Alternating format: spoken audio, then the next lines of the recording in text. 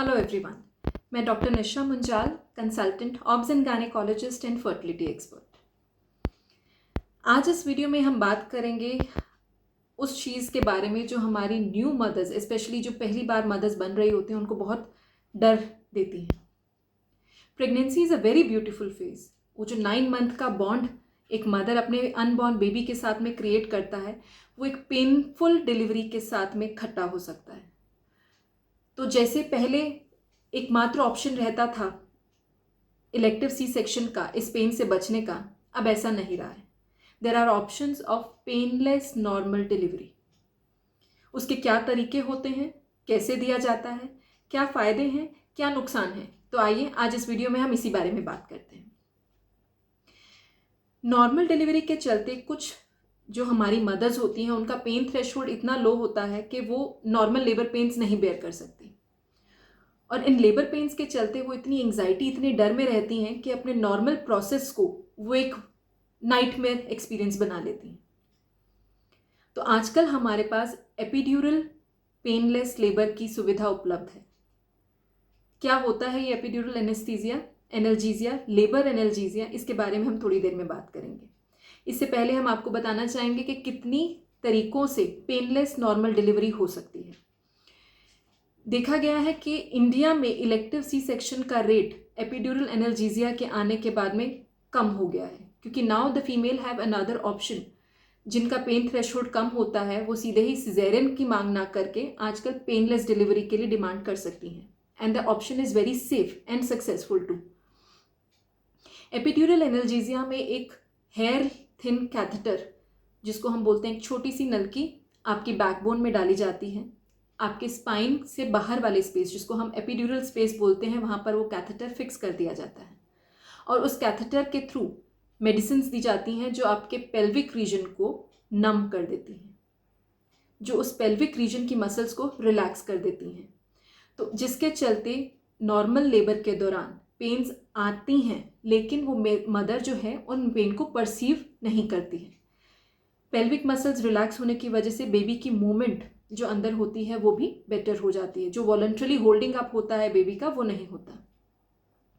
Epidural analgesia के चलते, जिसे हम वॉकिंग एनाल्जेसिया भी कहते हैं, द पेशेंट जो मदर है हमारी, वो वॉक कर सकती हैं, पेन बेयर कर सकती हैं, और जब हम उनको तरीके से गाइड करते हैं तो जब रिक्वायरमेंट होती है उसी टाइम पर पुशिंग एफर्ट्स दे के नॉर्मल डिलीवरी कंप्लीट कर सकती हैं।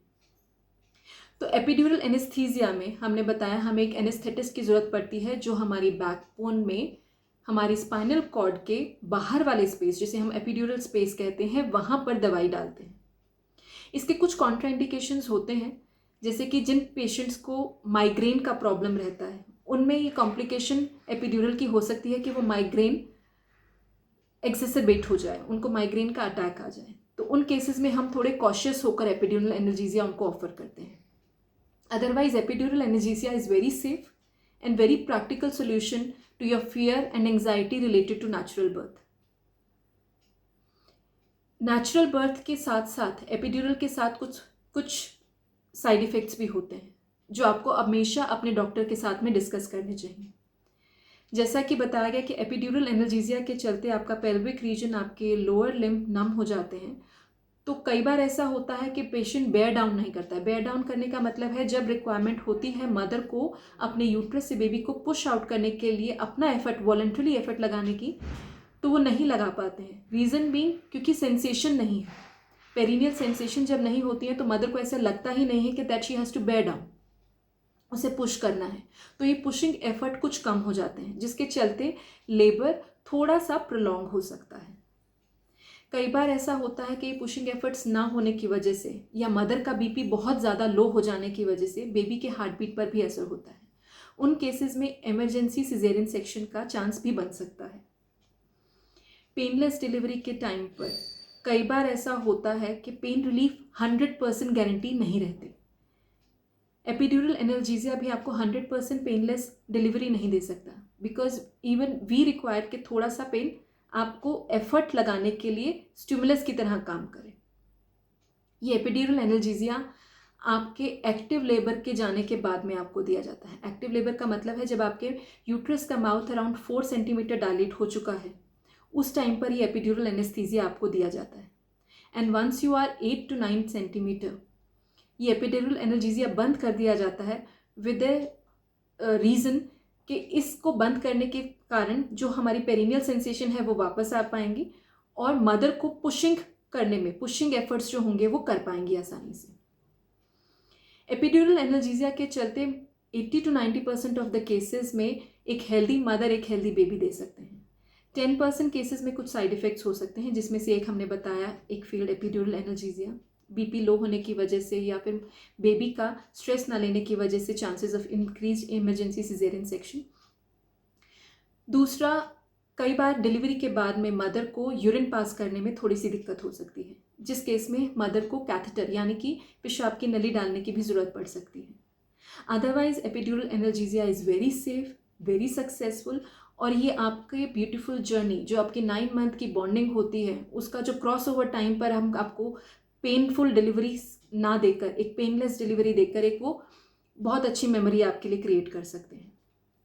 There are other methods of painful delivery also, painless delivery also, जिसमें एक ऑप्शन रहता है एंटोनॉक्स, जिसमें मदर को मास्क के थ्रू ऑक्सीजन और नाइट्रस ऑक्साइड दिया जाता है, जिससे एक तरीके का एनाल्जेसिया मदर को दिया जाता है। And the third option which is available for painless delivery is water birth.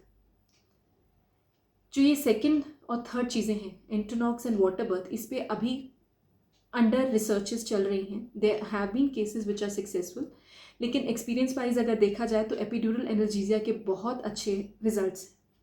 तो जब भी आप लेबर के लिए प्लान कर रहे हैं तो प्लीज़ अपने क्लिनिशियन से, अपने गायनेकोलॉजिस्ट से ये डिस्कस कीजिए क्या पेनलेस डिलीवरी आपके लिए पॉसिबल है, and please opt for it to make your pregnancy journey a beautiful memory. इससे रिलेटेड आपको कोई भी क्वेश्चन हो, कोई भी जानकारी आप लेना चाहें तो कमेंट बॉक्स में लिख सकते हैं। I will try to answer them. Please keep watching my channel for such an useful information. Thank you.